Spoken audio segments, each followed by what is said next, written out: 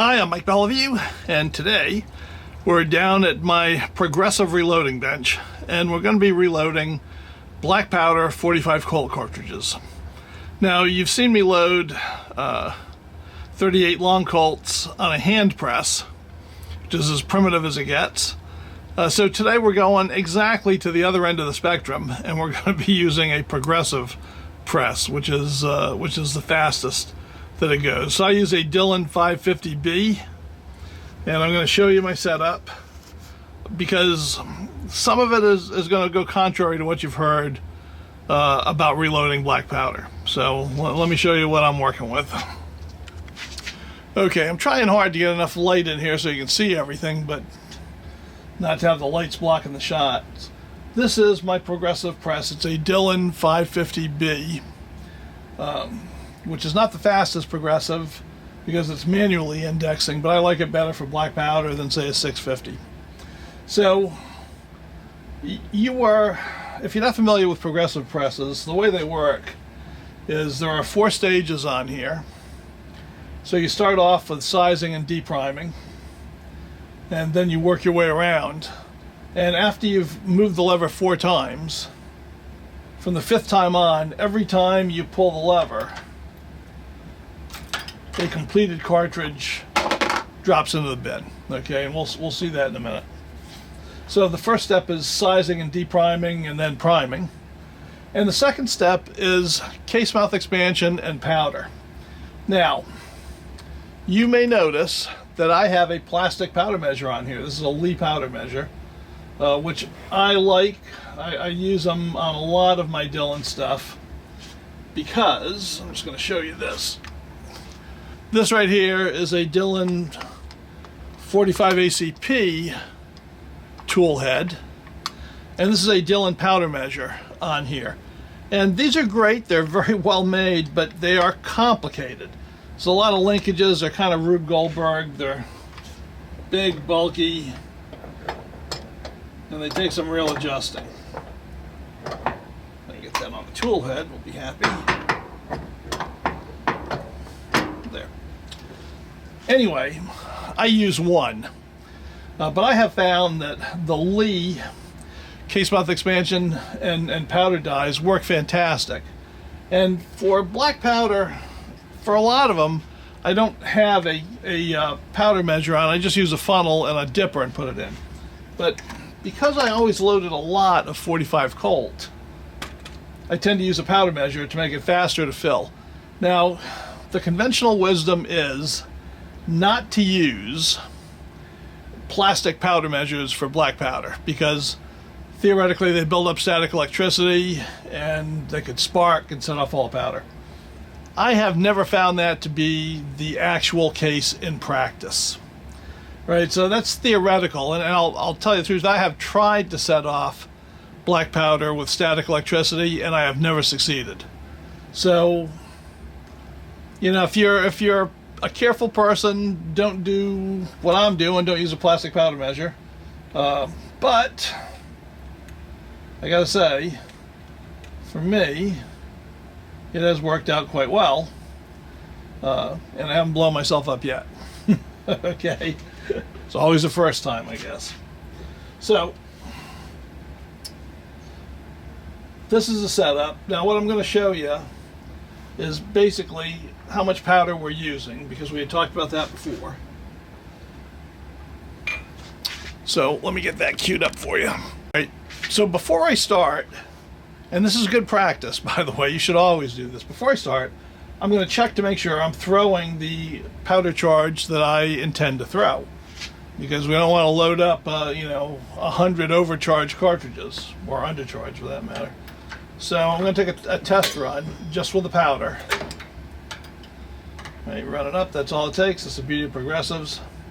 Okay, so I told you before, the way I measure these is by making a line on the dowel, right?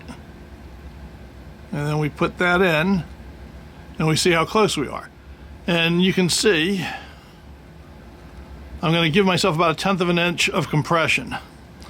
Right, so that's gonna be roughly 31 grains. So let me throw it on the scale. and make sure.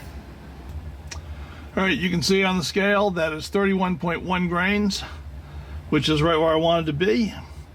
We'll be giving that a little bit of compression, which I think will be fine for the Schutzen. See how that runs. This is the first time I'm doing 45 Colt with Schutzen powder. This is actually Graf's back when they were importing Schutzen. So, importing Vano, I should say, which is what Schutzen is. So, now that we know that we're throwing the right amount of powder from our measure, now we can start reloading. So I'm using Federal large Magnum pistol primers, and I like to use these with 45 Colt or 4440 with the larger powder charges. Just that hotter flame seems to give me a better ignition, so that's what we're using today. So the beauty of a progressive press is I've got 4 stations.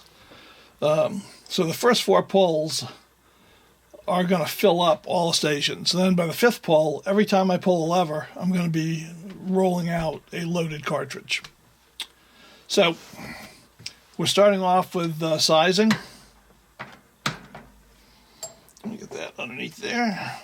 All right, so I'm going to size and cap it. Now I'm going to index it manually because it's a 550. I'm going to put a new case in the sizing station. And the case I just sized has now moved over to the case mouth expansion and powder station. So when I go up, I'm now doing 2 actions. I'm sizing and I'm filling the second case with powder. Index it again. Put a new case up here. Now I'm going to put a bullet on the case with the powder in it. So when I go up now, I'm going to size one case. I'm going to fill the second case with powder, and I'm going to seat the bullet on the third case.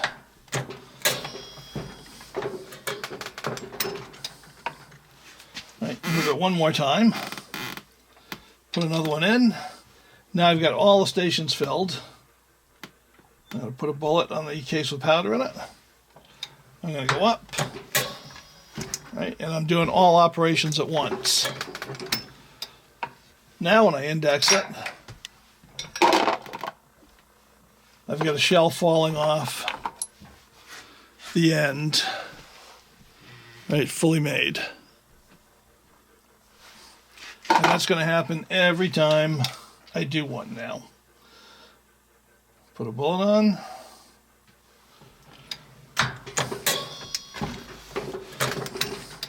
And every time I go up, I'm dropping a loaded case in.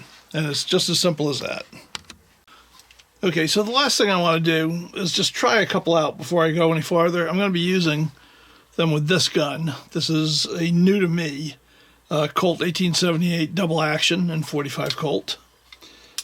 So I just want to see if these are going to fit chamber just fine.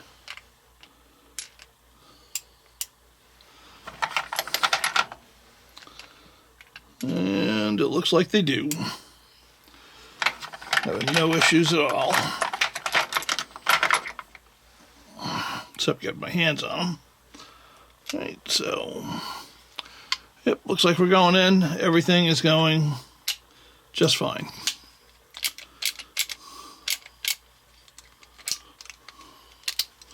So, okay, we know we're good. Everything's going to fit. Hopefully when I take it out to the range, everything will go bang. Well, I hope this reloading 45 Colt video was useful to you. I know it's a little hard to see. I have to say my reloading presses are difficult to film on and to light. Just because of where they're all situated. They're all in fairly tight places. So it's hard to get the lights on them. It's hard to get them shining in. And by its very nature, progressive, I mean, it's kind of doing the work for you. So there's not really much to show you. You just whoop things in and the load goes in. But I hope that was helpful to you. I mean, certainly you can load black powder cartridges on any kind of a press. And I'll probably give you my own recommendation because somebody asked me recently, can you recommend a press to get for loading black powder cartridges for somebody who's starting out, and it certainly would not be a Dillon. I mean, I use a Dillon. I load probably 7 or 8 different cartridges on it, all large primer, because the primer feed is problematic on that thing. Dillons in a lot of ways are over-engineered, and they are great, except in 2 areas. I don't like their powder measure, and I hate their primer feed. Just absolutely hate it. In fact, I'm going to rebuild that one. I just ordered some parts for it. But the reason I use a Dillon on the cartridges I use it on is because back when I was actively cowboy action shooting, and before I retired from being a very active magazine writer, freelance writer, I was shooting maybe 500 45 Colt cartridges, black powder ones, a week, or a month, I should say, not a week. But a couple of matches and a couple of test guns over the course of a month, and it was easy to go through 500 rounds. So I was always loading a lot of black powder 45 Colt, and I was casting a lot of Pigeon Roost Slim bullets. And I don't shoot as much of it anymore because I'm not magazine writing, I'm not cowboy action shooting, and every week I'm shooting something different, and I shoot a lot of cap and ball, which is a good thing. So I don't run the Dillon as much as I used to be honest with you. But if you're doing high volume stuff, you really can't beat it. I mean, I love my turret press, and I'll show you that in another video. I love that, and it's about half the speed of that Dillon progressive, which is still way faster than a single stage press, but it's also a lot simpler than that Dillon to keep running. So everything's got their pluses and minuses. But anyway, that was loading the 45 Colt cartridges. If it didn't answer all your questions, go ahead and ask them, down below. I'll be happy to take care of it. And if you did like it, give it a thumbs up. And hopefully that'll help with the algorithm. We are right in the depths of winter right now. We got a pile of snow sitting outside. It's had a couple of snowstorms and an ice storm. The ranges are actually treacherous right now. So it's probably going to be another couple of weeks at least before I get a shooting video in, because I need some conditions to moderate. Otherwise, I'm going to have to walk on ice creepers out on the ranges, and it might come to that, because I do want to get shooting. Because as you saw in this video, I've got a new model 1878 double action, which I love that gun. I need to shoot that.